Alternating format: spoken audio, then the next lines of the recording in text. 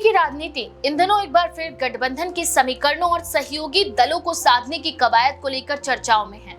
CM Yogi Adityanath ने Bharatiya Janata party के नेतृत्व वाले राष्ट्रीय जनतांत्रिक गठबंधन के भीतर सहयोगी दलों की नाराजगी को शांत करने के लिए जो पहल की है, वह इस बात का संकेत माना जा रहा है कि 2027 के विधानसभा चुनावों से पहले भाजपा किसी भी तरह का जोखिम उठाने के मूड में नहीं है। खासकर पूर्वांचल की राजनीति में प्रभावशाली माने जाने वाले अपना दल सोनेनाल की प्रमुख अनुप्रिया पटेल की बातों को तरजीह देना इस रणनीति का अहम हिस्सा है। दरअसल मामला जुलाई 2025 में शुरू हुआ था, जब अनुप्रिया पटेल ने सीएम योगी को पत्र लिखकर अपनी ही पार्टी से बगावत कर चुके नेता विजेंद्र प्रताप सिंह के परिवार और करीबी सहयोगियों से जुड़े 2 पदाधिकारियों को हटाने की मांग की थी।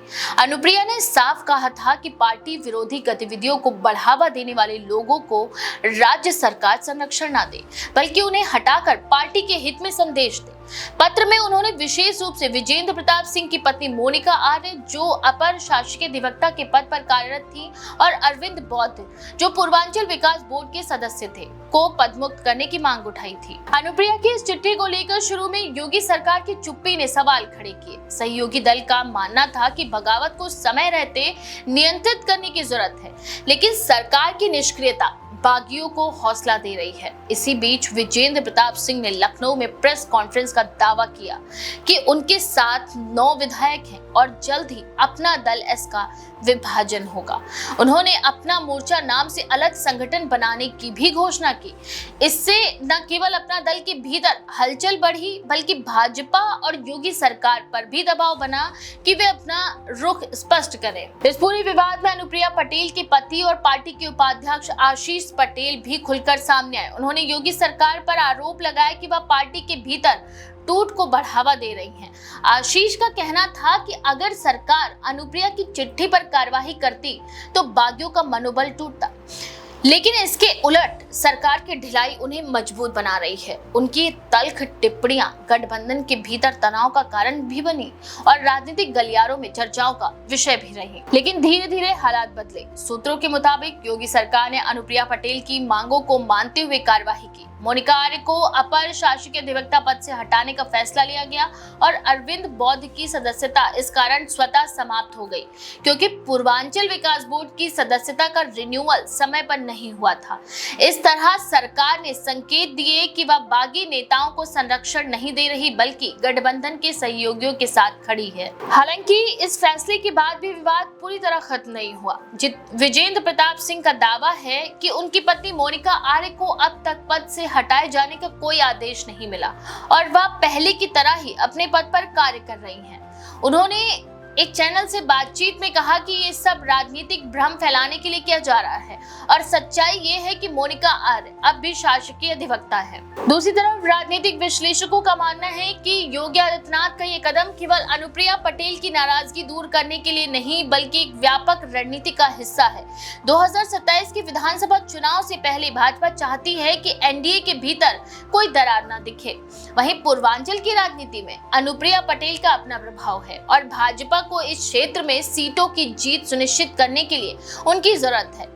यही वजह है कि अनुप्रिया की मांगों को तत्काल माना गया, ताकि संदेश जाए कि भाजपा सहयोगियों का सम्मान करती है और उनकी बातों को प्राथमिकता देती है। अपना दल सोनेनाल लंबे समय से भाजपा के साथ गठबंधन में है। अनुप्रिया पटेल की पार्टी विशेषकर मिर्जापुर, प्रयागराज, वाराणसी और आसपास के जिलों में प्रभाव रखती है। पिछली कई चुनावी लड़ाइयों में देखा गया है कि इस पार्टी का समर्थन भाजपा के लिए निर्णायक साबित हुआ है। 2017 और 2022 के विधानसभा चुनावों में भी भाजपा ने पूर्वांचल में अनुप्रिया के सहयोग से कई सीटों पर जीत दर्ज की थी। शायद इसीलिए 2027 को ध्यान में रखते हुए भाजपा किसी भी तरह से उन्हें नाराज नहीं करना चाहती है।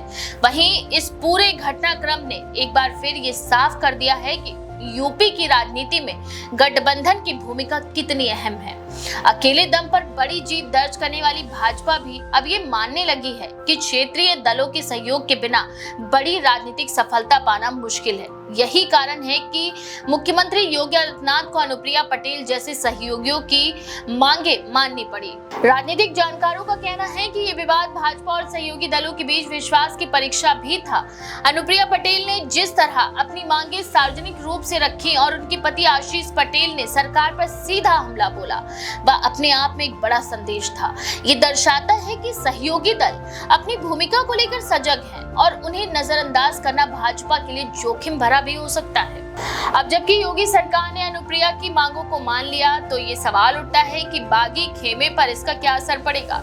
विजेंद्र प्रताप सिंह के दावे कितने मजबूत हैं, यह आने वाले समय में साफ होगा। फिलहाल उनका कहना है कि उनके साथ 9 विधायक हैं और जल्द ही वे बड़ा राजनीतिक कदम उठाएंगे। लेकिन अगर सरकार और अनुप्रिया पटेल एकजुट होकर बगावत को रोकने में सफल हो जाती है, तो ये साफ है कि बागी खेमे की ताकत धीरे धीरे घटेगी। इसी बीच भाजपा के अंदरूनी हलकों में ये चर्चा भी है कि योगी आदित्यनाथ का ये फैसला केवल सहयोगियों को साधने का नहीं, बल्कि पार्टी के भीतर संदेश देने का भी प्रयास है। भाजपा ये दिखाना चाहती है कि गठबंधन की राजनीति में भी अनुशासन और वफादारी की अहमियत है।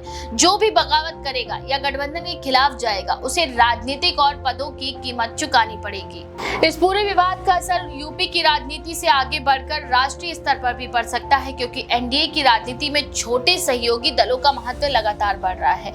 लोकसभा चुनावों में भी देखा गया है कि भाजपा ने कई सहयोगियों के साथ सीटों के बंटवारे में उदार रुख अपनाया।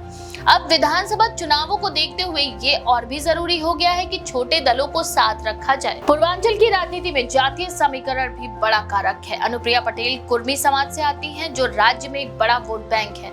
भाजपा ये जानती है कि इस वोट बैंक को साधे बिना पूर्वांचल में जीत पाना कठिन है। शायद यही वजह है कि अनुप्रिया की मांगों को नजरअंदाज करना भाजपा के लिए नुकसानदेह साबित भी हो सकता था। वहीं राजनीतिक विश्लेषकों का ये भी मानना है कि पूरा घटनाक्रम उत्तर प्रदेश में विपक्ष की रणनीति को भी प्रभावित करेगा। समाजवादी पार्टी और कांग्रेस जैसी पार्टियां इस विवाद को भाजपा और उनके सहयोगियों के बीच दरार दिखाने पर पेश करने की कोशिश करेंगी।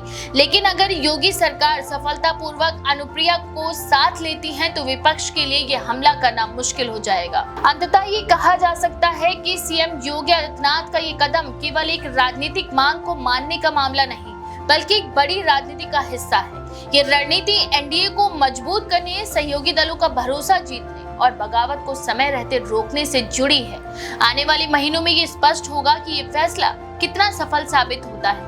लेकिन फिलहाल इतना तय है कि भाजपा और अनुप्रिया पटेल के बीच संबंधों में आई तल्खी को ये कदम काफी हद तक कम करता है। आने वाले महीनों में ये स्पष्ट होगा कि ये फैसला कितना सफल साबित होता है। लेकिन फिलहाल इतना तय है कि भाजपा और अनुप्रिया पटेल के बीच संबंधों में आई तल्खी को ये कदम काफी हद तक कम करता है और आगामी चुनावों के लिए गठबंधन की एकजुटता का संदेश देता है। इस बारे में आपका क्या विचार है? अपनी राय कमेंट में जरूर लिखें। ऐसी और भी खबरों के लिए देखते रहें द पेज 19।